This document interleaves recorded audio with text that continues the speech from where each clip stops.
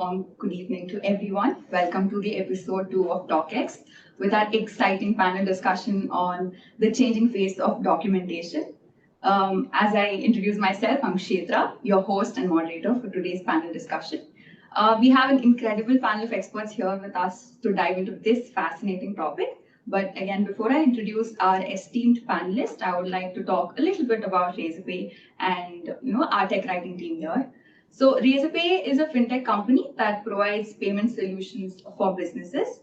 And we, the tech writing team here, had organized TWX, an offline event where we connected with tech writers and developers from various industries, sharing their insights on current trends and tools. And also, our previous episode of TalkX focused on developer documentation, and we received really some good feedback for that as well. So now let's get to the stars of the show, our panelists. Our first panelist is Sandhya Ranganathan, who has an extensive global career in telecommunication and is a section manager of knowledge management at HP Enterprise. She has been an active contributor to the Indian technical communication industry in STC, Twin, and is now on the board of Manage the Docs. She's also an author, poet, blogger, and has just released her fiction book, If Then Else. And she's here to share her insights and experience. I once again extend a warm welcome to you, Sandhya. Thank you so much, sister. Our next panelist is Archana Tiwary, another remarkable expert in the field. Archana is currently serving as the Information Development Manager at OpenText and has dedicated the last 12 years of her career to the access management domain. With a total of 18 years in the field, she's been driving force of writing, rewriting, and enhancing technical content, contributing significantly to the industry. Again, beyond her passion for documentation, she's an avid reader, always exploring new realms of knowledge. She is an enthusiastic student of Carnatic music, violin, demonstrating her dedication for both art of technical communication and beauty of music. I once again welcome you, Archana. Thank you. Our next panelist is our very own resident documentation guru, Sindhu Mahishi. Sindhu joined Razorpay as a lead technical writer in 2021. She has over 14 years of experience in the field of technical writing. She graduated with a bachelor's degree in computer science from Bangalore University, and she started her career as tech writer in HP. She has worked in various domains such as data analytics, data science, AI ML, pharmaceutical software, embedded system, and now fintech. Now, before we dive in, like Nishta mentioned, a quick reminder to our audience, feel free to join the conversation. You can use the chat box to drop in any questions. You can also raise your hand if you have any inputs for our conversation. So without further ado, let's explore the ever-evolving world of documentation and of course have some fun along the way. Now, shooting my first question to our panel discussion, Archana. So with 18 years experience, how has the role of technical writer, evolved over your career? Okay, thank you. So I started my career as a technical writer in 2005, and then the role was quite different than what it is today. Back then, the technical writers were more focused on creating documentation for software products in PDF formats and supporting software manuals and user guides. The primary objective was to create step-by-step instructions only for users. And the deliverables were also mostly designed only for computers. So over the years, I think the technical communication world has seen a profound transformation. The technology is changing every day, and the world is more faster now and more connected. The user needs and preferences are also changing day by day. So I will discuss some of the points that I feel where our roles have been changed as a writer. So first thing is we are no longer anymore just writers. Saying that we are technical writers may not explain our roles completely. I would say our role is more about information development. So Because of technical advancements. So we now not just write for, we now just not provide the deliverables suitable for computers, but we also cater the requirements for other digital platforms, right? Like websites and mobile apps documentation, then smartphones, then even IoT devices. So we write for those. And apart from PDF and HTML deliverables, we also include multimedia element, right? And we create the deliverables we create the deliverables and content for users based on their needs. Like you can say podcast or video tutorials, interactive graphics, infographics, EPUB format, and XML-based documentation. So you see, we are not just writing, we are creating the content, we are generating information in various forms, in video form, in audio form, right? So the role is changed from writer to information developer. So that is one thing. Second thing I feel is we have become more collaborative and more communicative. We collaborate with the engineering teams and then product managers, project managers, product support teams, sometimes even customers, right? To ensure that the information is accurate and up to date, right? So the communication is a vital part of our job now. Then I feel we are agile now, more agile than earlier, because now the software development, they have adopted this agile methodology. So that meant that even documentation needed to be more agile, more, what to say, more modular. And this agile methodology has also given us a benefit of being more visible, more aligned with the product development.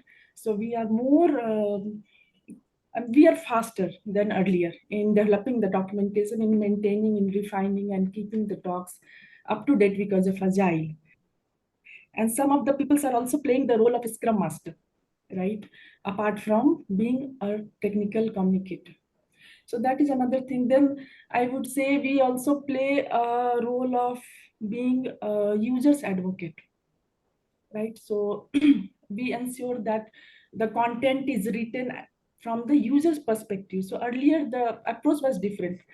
Earlier when I joined the industry, that time it was like, that time we had started switching towards user-based, a user-centric documentation task-based approach, but primarily the existing content were more product-oriented.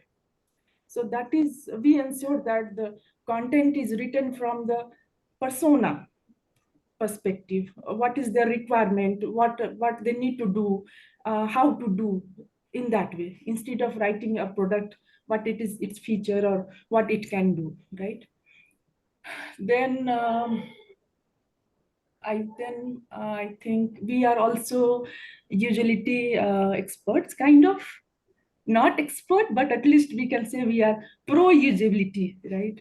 Uh, Again, we talk to designers, UI designers, we talk to product managers, engineering team. We ensure that the documentation as well as the product both cater to the need of users. They are in alignment with users' requirements. We also do UI reviews now.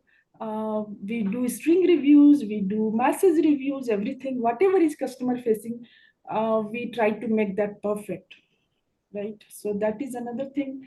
Then I feel we are global writer now.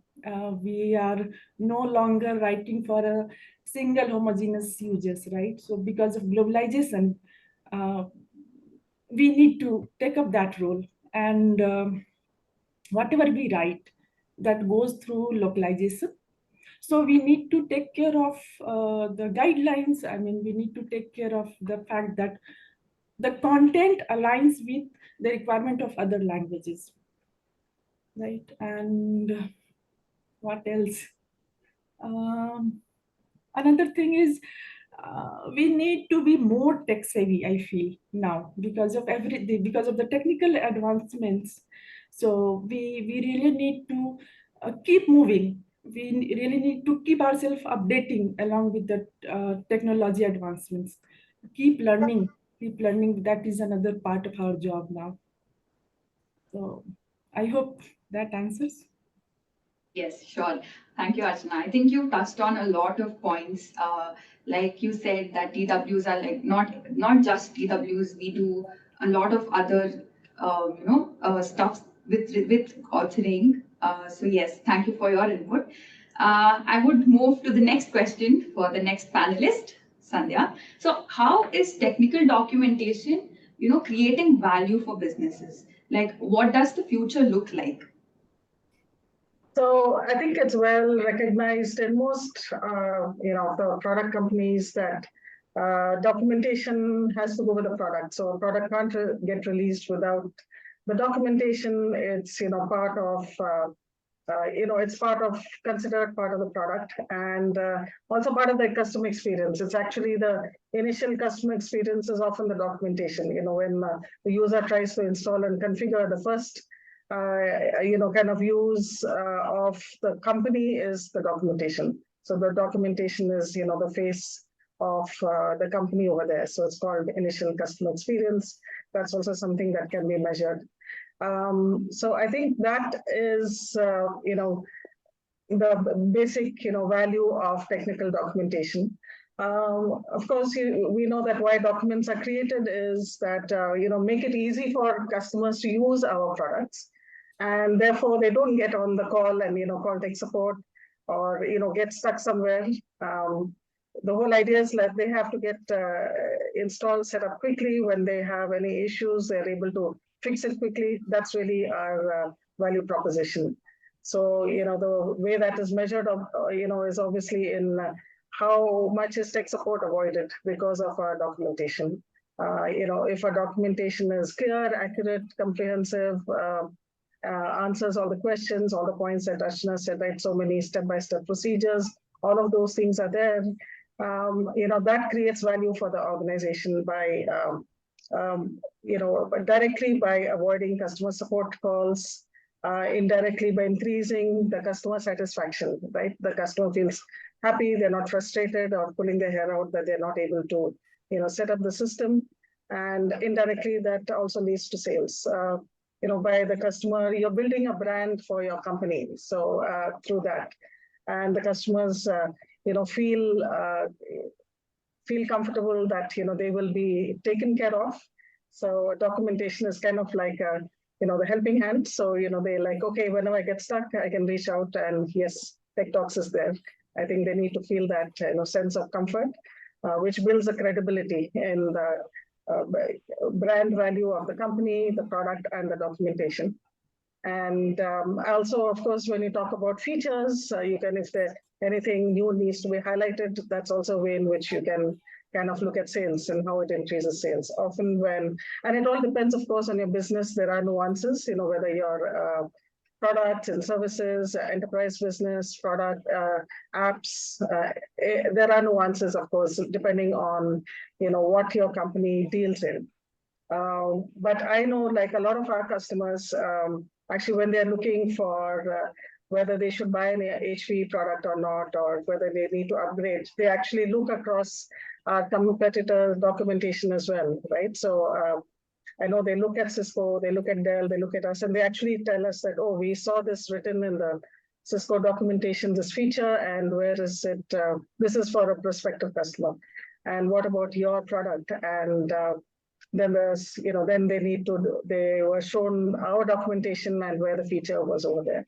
So I think it's kind of the base, the foundation for a lot of activities of the company. And, take ourselves, we need to take ourselves seriously, and then, everybody around us takes it seriously. And there are so many ways, I think, as Archana said, information development, or call ourselves technical communicators. The broader your vision, the broader the impact that you can make. There's nothing that is beyond the realm of, let's say, technical communication. It can impact, all the functions of the company and, of course, ultimately the customer. So I think that is, I think you had asked about the value proposition. I think that's what came to mind, when you asked that question. What does the future look like? Yeah, so for me, I'm in my almost fourth decade of experience. So I think I started way back when. And I think I've shared this earlier, so a lot of people do know this, but I think 86. And, at that time, there were like 2 other tech writers in Bangalore. And I've seen the evolution, and it was printed documentation. So we actually, used to print it and, go to the printers and proofread, and it was a whole different world. So in my working career lifetime, I saw that whole shift to online, with PDFs and HTMLs. And yeah, so the world I started with just changed within a decade. And, after that, of course, then we have data, and now everybody is, of course, talking about AI and all of those things. So those shifts are there, but the shifts from what I've seen since, as I said, 4 decades, is roughly about 1 a decade. Okay, so the good news is the tech writing world does go a little slower. So it's so it's nothing to get very worked up about. Is my job going to change so rapidly, and what am I going to do tomorrow? A lot of people keep asking me that, because I heard about data. I think the first presentation I heard in a conference was in 1999, and only now, like a decade, maybe from 10 years back, is when data is being used, right? So it takes a time for things to get adopted, and it takes time for it to institutionalized and changes come in. And when new changes come in, yeah, from print to online was a drastic change because, print got left behind and it's just online. But after that, it's been incremental, right? Whether you add multimedia, as Archana mentioned, or, now when we're getting into AI, so it's going to be incremental. So I think definitely keep a tab on trends. I think the future would be a lot about, I think, modular content. While PDFs definitely are still there, users are very comfortable using that. But the biggest question, or the biggest challenge, as we all know, I think pretty much every team that I worked in, every company, and I worked in a lot of companies. I worked here, I worked in Singapore, I worked in the US. And the biggest challenge that we've always had in documentation is finding the right content at the right time, right? Search has always been an issue. And it's rarely that the information is not there, So we have exhaustive documentation. I think we're all very good, experienced professionals, but it's just how do you get to that content? So I think it is, really focusing on, maybe partnering with IT or whoever else manages your portals. That how does the customer reach the information when they want to, and which is where you can harness like AI or ML. The current trends is actually that's probably the immediate use of tech docs. And if information is there, how do you highlight it? How do you bubble it up? It could be a customer pain point or a feature. I mean, is it a short video? Is it any way? It's there already in the content, but this is just supplementing it, right? So I think that's really what we should focus on the future. And again, as I said, what I've seen is there's, even now, like, so PDFs, yeah, in 2000, I think, I was in Intel at the time. I think we moved to, to online. Yeah. And PDFs are still being used now, right? 23 years later. So, and when you talk to Adobe, the statistics say that 80% of the users still prefer PDF. So though we keep talking about data, structured HTML, all of those things, they say, PDF reader is still the biggest downloaded product, and that's still the most used one. So a lot of things do stay the same in our world. So I think that sometimes in the rush to innovate or get ahead, I think we need to also make sure that we keep our balance, right? And understand, keep things going operationally, and the 20% maybe you tweak and get things ahead. So what do I see in the future? More modular content, more of maybe visual artifacts or different kinds of multimedia things, just to highlight it a bit. And of course, use of AI and ML in helping the users get to the information and maybe more. But I think in the immediate, let's say, decade, probably that's what I can see. Yeah, I totally agree. Points you said where the documentation acts as a foundation for an organization. I totally agree with that. And you also mentioned that user satisfaction can reduce customer support work, and I think they were great points. And of course future looks really exciting with the AI coming in. I think I'll move to the next question, to Sindhu. Sindhu, can you name two trends that you have seen with respect to technical documentation in the recent years, and how have they helped in the user experience? Over to you, Sindhu. Recent trends that I have seen. So one, I think a couple of points Archana did talk about. We being not just technical writers but technical communicators. The role has evolved in the sense that back then we were just writing procedures, and now we are looking at delivering content in various ways, be it videos, interactive content. We have given voiceovers in our company for videos. Videos are in demand. We create GIFs to illustrate, and so it is not limited to just writing anymore. It is, how do you want to give your content to your user or your consumer in such a way that he consumes it he consumes it comfortably. What is comfortable? Like Sandhya said, there are still a section of people who would prefer PDFs, who would prefer downloading the content. There is also this section of people where they're always on their mobile and you're looking for content. You're just scrolling through pages, desperately looking for information. You want information at the click of at the tap of a finger, I would say. So yes, I think one major shift is that we have shifted the way we deliver content. We deliver a lot of other content. We deliver a lot of content in a lot of ways. Second thing that I have seen recently is, technical writers do not stop at being just the documentation folks anymore. Now, our team itself, we dig into a lot of code, right? So we have upskilled in the sense that all of us can comfortably go through pages of code, try to understand what is being said, especially when we talk about SDKs and APIs, and especially for companies like ours, which deal with a lot of API documentation. We have upskilled a lot in that area as well, wherein we are comfortable documenting codes. We know what request parameters are. We know how to go about documenting those. What is the best way to present? We have upskilled. We have learned how to fire APIs to see whether they work well and all of that. So in the sense that we are not just stopping at what is given to us by the developers. You just take the same content and present it to your reader in your docs portal. We don't stop at that now. I don't think that is enough anymore for you to take content and present it to another audience. We really have to we have come to a stage we have to upskill ourselves, and we have to understand in depth what is being said. Also the point about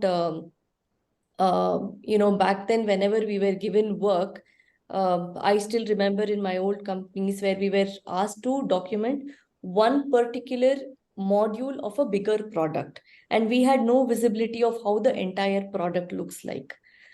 I think we have completely done away with that. That's why I really appreciate your point about user advocacy, Archana, wherein we actually use the product end to end. We are the first users, in fact. When the product is ready, set up, it is first given to us. It is first shipped to us. We are the first users. You use the product end to end. We proactively reach out to the development teams when there are errors in the way the product works.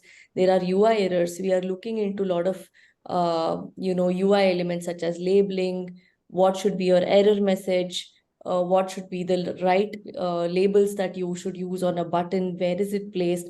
So I think technical writers are now contributing in a lot of these areas, which is excellent. I think I see very, very bright future for us. That's great. I think everyone here in the audience also will agree that when you said that we are the first users of our documentation, and when you said the word upskill, I think that answered a lot of points under it. So yes, I think now I will put a light to lighten up the mood. I will post some fun question to. It's open for panelists as well as the audience. So yes, hoping for some fun answers. The question is: imagine you could time travel and give one piece of advice to the earliest technical writer in the history. So what advice would you offer? And yeah, you can explain on that. So what would the advice be? I mean, if we are first-time users, then it's and if the time machine has been made by a developer, then I think it's a tad bit risky to go back in time and advise the time travelers. So I would probably just like pass on the opportunity to a colleague and say, "You test." Yes, Archana, you were raising your hand. Yeah, so if I get that opportunity, I might go and say that to stop treating the audience as babies and do audience analysis. And I would request to not include so many screenshots. Yeah. Yes, has an answer. Yes, Shilpana. Maybe I'll ask the writer to keep a grammar book handy. I think that's something which is constant, no matter what age you are, and I'm sure it will be in the future also. So keep a grammar book handy always. Anybody else? I would probably say that, have confidence in yourself and just know that you are at the same level as everybody else. And yeah, the future is like really bright. So this tech writers are going to do very well. So yeah, just feel good about what you're doing. That's awesome. Okay. Yes, Sindhu. I would have advised the first technical writer and said, beware of the year 2020, because Gen Z is going to come and they will, really spoil all our spellings. So be very, very careful about that. That's a warning. Be wary of Gen Z lingo. Sure. Does anybody have any question with the topics that we discussed so far? Anyone from the audience has any question for our panelists? I think Sai raised her hand, yeah, sometime back. Yeah, go ahead, Sai. So this question is for Sandhya. I really like when you brought up the point where you talked about AI and how it is improving our search functionality, because search has been consistently a pain point for many documentation users. So on that point, I want to understand what have been similar trends, similar technologies that have come up that have solved some documentation issues, throughout the career of, let's say, technical writing itself. If you can cite some examples or any anecdote that you have where a very prominent technology has solved something that was unsolvable, you could say. Yeah, I think any of the technologies have become a trend because they have solved some problems, right? So I mentioned about data. So data is something in our world which we've used, right? So structured documentation and where you can reuse content. That definitely, I think, has helped like a couple of companies where I've worked where we had the same content or even the code base. And it's like, if let's say it's an operating system, and it just needs to be, there are changes across different OSs, right? So I think now earlier, before data, we would have had to, if it is 9, operating systems, we would have had to make 9 sets of documentation, right? And each configuration document must have been like 1,000 pages or whatever. But with data, we could, use variables and, get and reuse content up to even like, across so many. And then it just really simplified life. It made it more accurate. We could use, much fewer time and effort spent. So I think that was a very concrete value add. It doesn't always add so much value in all situations, but that is definitely one example where that was something which helped. And I think looking out for any kind of automation always helps. So as tech writers, often we start doing some tasks that we do a routine. So anytime if you're doing things, repetitively, just think about, okay, can I automate this? So whether an automation could be, depending on what you're using, it could be, as something that you can use along with your documentation tool, or you can use JavaScripting, Python, whatever. That depends on the tools that you use. But I think automation is something also which has really helped to wherever you can. So even for API documentation, as much as API docs can be automated a great deal. So I think if you really go and understand as you have all been talking about, the programming, how API programming works itself, right? Whether it's Slate or Adobe, and how can, so then you can partner with your engineering team and see how much of the content can be automated, and or can you templatize something so that, they can provide inputs and it comes to you in a consistent manner. So that eases your API. And that's a recent example. That's this year we did the API automation, and so that's one thing which really helped us here. Yeah, a couple of examples. I really like the one you talked about, the software, which I feel like that also introduced version control a lot. Like the fact that you didn't have to maintain so many copies of the same thing for different operating systems. Yeah, absolutely. So all the content management systems, yeah, and that itself, I think, really helped our lives a lot in tech writing. Yeah. I think what you said also like ties in with what Archana and Sindhu have mentioned, the fact that we are upskilling and people have become more tech savvy. We are consistently adapting to new technologies, although we are slightly on the slower end of it. Right. Yeah, thank you, Sandhya. That answers my question. Welcome. Else have any question for the panelist? Okay. I think I'll move to the next question. This is open for the panelists. As a newbie, I think I'm very keen on this answer. So how have tools changed over the years of technical documentation? May it be authoring or reviewing again, but how have the tools changed over the years? Okay, I'll just, I can spend the next hour just talking about how the tools have changed, because I started with something called WordStar. I don't know if any of you have even heard of it, but that was one very early word processing tool. And so the first thing which happened was desktop publishing. So there was a tool called Ventura Publisher that came in. So desktop publishing was, one huge, that was a revolution, just because, something that we used to create the document content and send it to the printer, right? The physical printer, and they would typeset it and then they would print it. But through desktop publishing, we could do, all the, all the typesetting and all of those setting how the format and the look and feel, we had control over that. Though at that time we would still send it to the printer after that.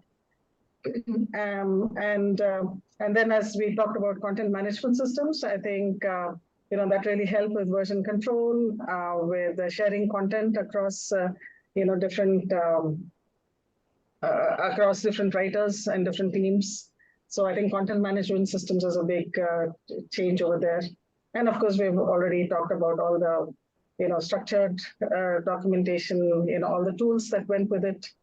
That was in the next big thing where we could really work on a strong set of tools, particularly meant for documentation, right? Okay, I'll let others speak, but that was the first few things that came to our mind. Thank you, Sandhya. Anything from Sindhu? I think Sandhya covered most of it. I started in a time when we were authoring in MS Word. That was the only known publishing tool, and most of the companies would use it. MS Word came with its own sets of problems. Authoring would not take us as long as formatting would take. because you try to format, and our document was so heavy. It is 800 pages, 1000 pages. You try to change the format in one place and the entire document goes for a toss, and then you sit and troubleshoot for the next 4-5 days about what went wrong, where it went wrong, etc., etc. But yeah, we have come a long way from that. I think, especially after the introduction of tools like, RoboHelp and Flare. In fact, yeah, I have also used FrameMaker. So with each version, with each tool, we have only bettered it. We have come across better tools, more stable tools. I think the journey has been, the day we are in today, we are in a much more comfortable space, I would say, tools wise. Thank you, Sindhu. Archana, any input here?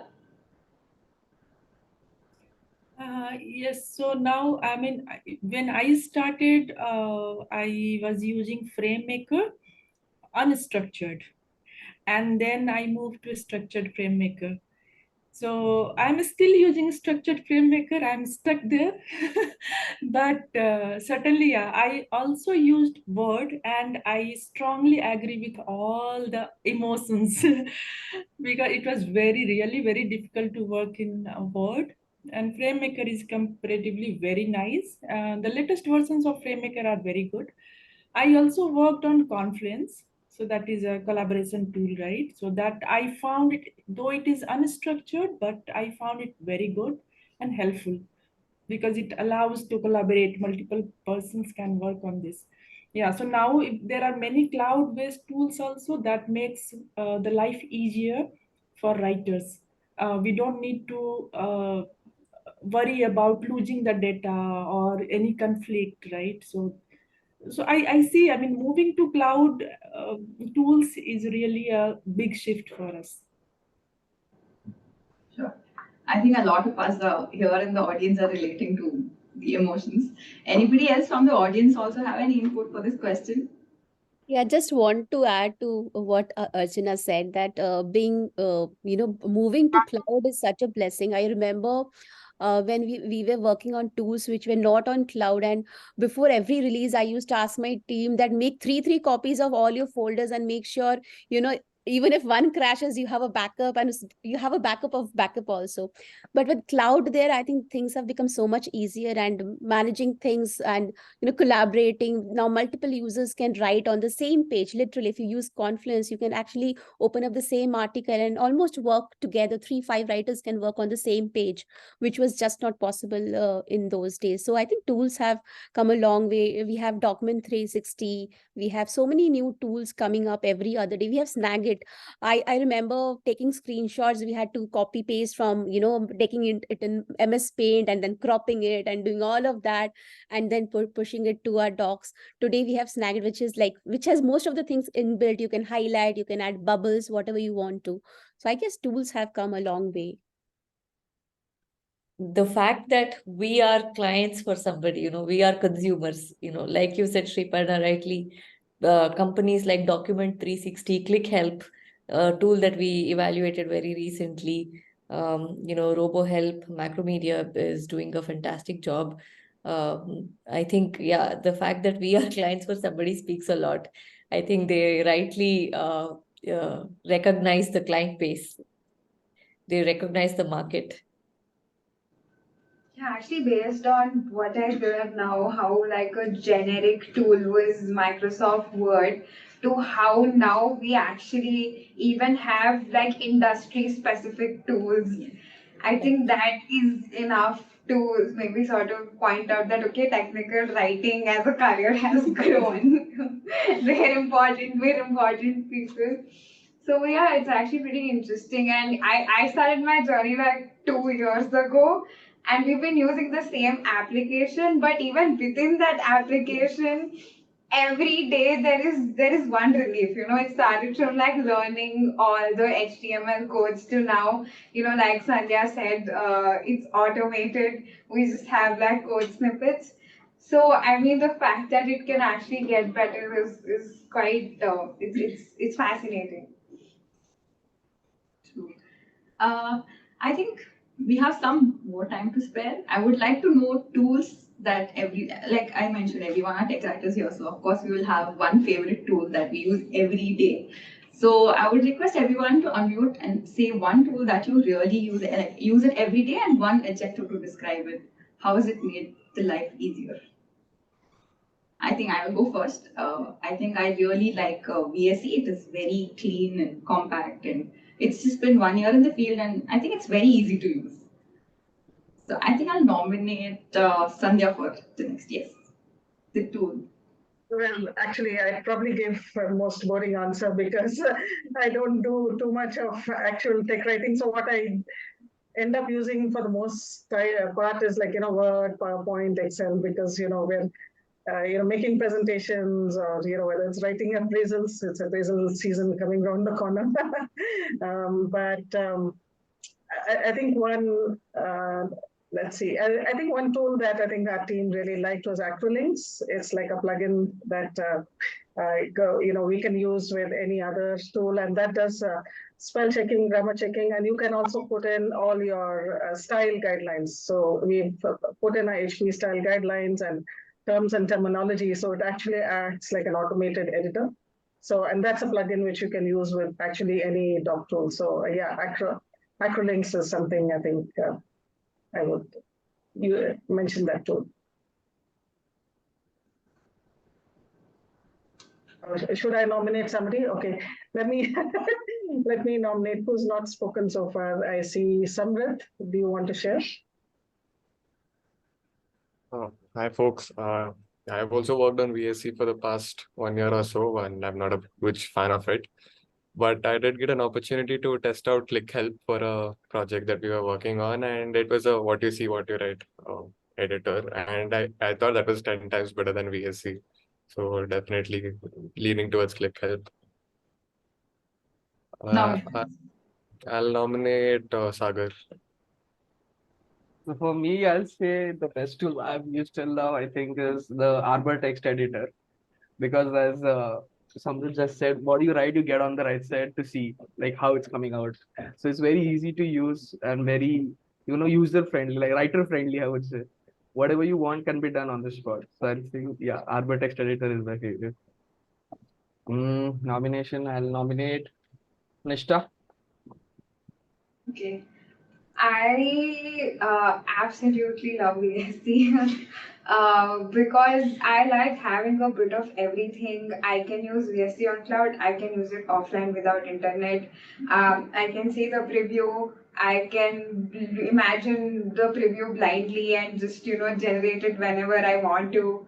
I can format it differently, I can use exactly the same components as my other peers and yet have a different structure to it. And I think the kind of also because the tools that I've tested in the last 2 years are mostly like Document 360 or Botfix, and not that they're bad, but again they're solely cloud. You have to have an account, you have to log in, you can either be an author or be a reviewer and all of those things. So I think VSC and Git is I don't think I can replace it with any other tool. So I will nominate Ronald. For me, also, I think I agree with Nishtha. I also really like VS Code, mainly because it is really smooth and you do, I mean, it's not exactly what you see is what you get, but it does get the job done fairly instantaneously. And I mean, a lot of hard work has also been put in by our DevX team over here who have made sure that it is more customizable for us.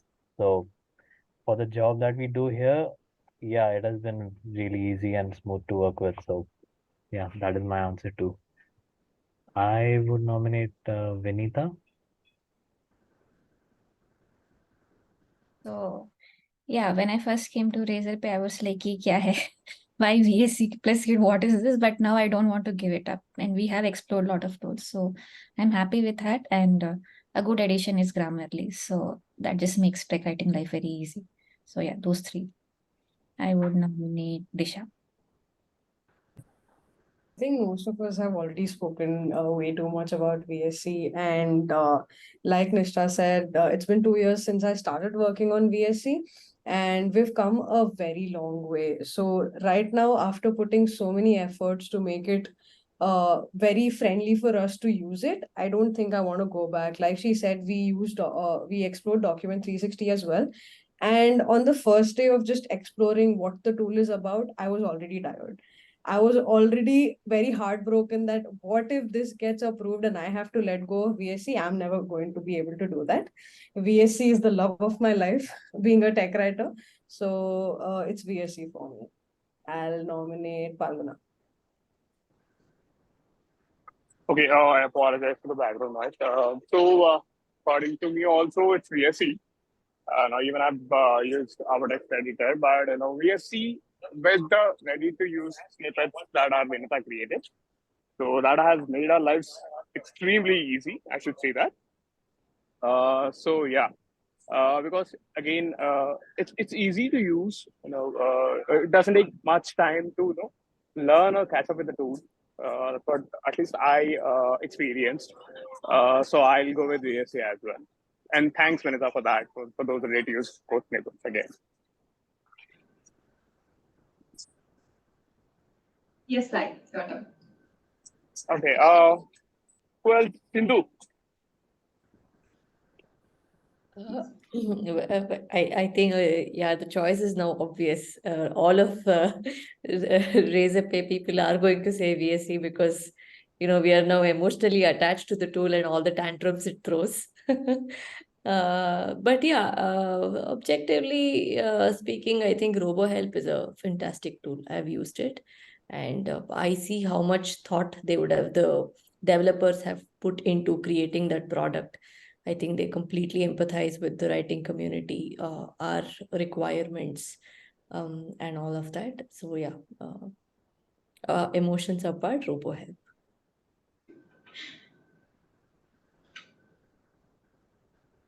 Sai, you can go ahead. Sai, you can go ahead. Maybe this is the final nail in the coffin, but it's VSC again. Yes, All hail VSC, I feel.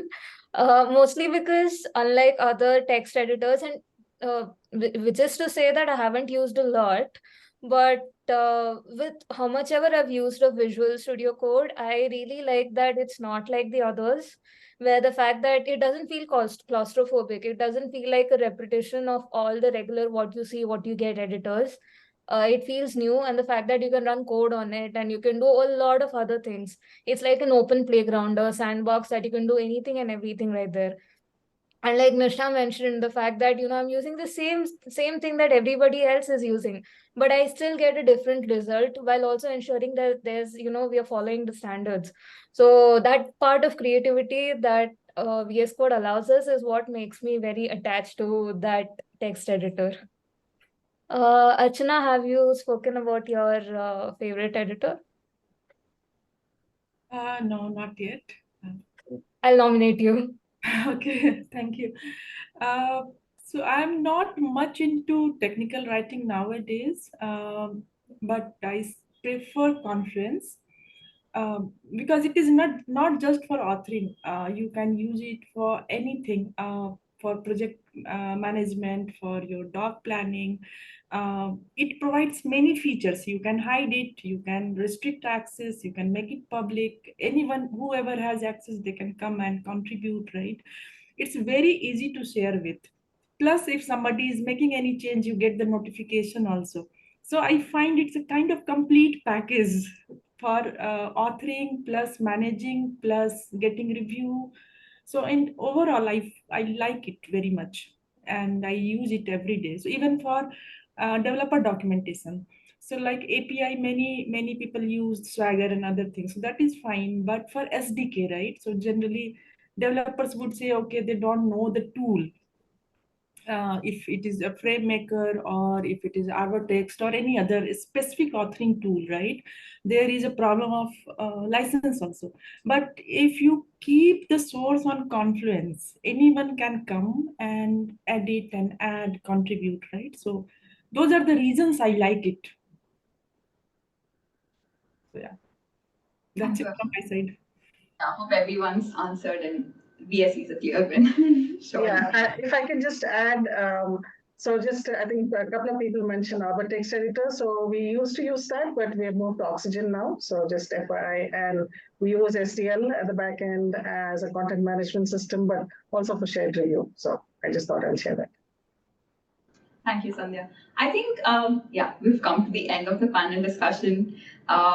It was an awesome session. I want to extend a very heartfelt thank you to our esteemed panelists for their invaluable insights and engaging discussions. And of course, thank you to the wonderful audience for joining us today.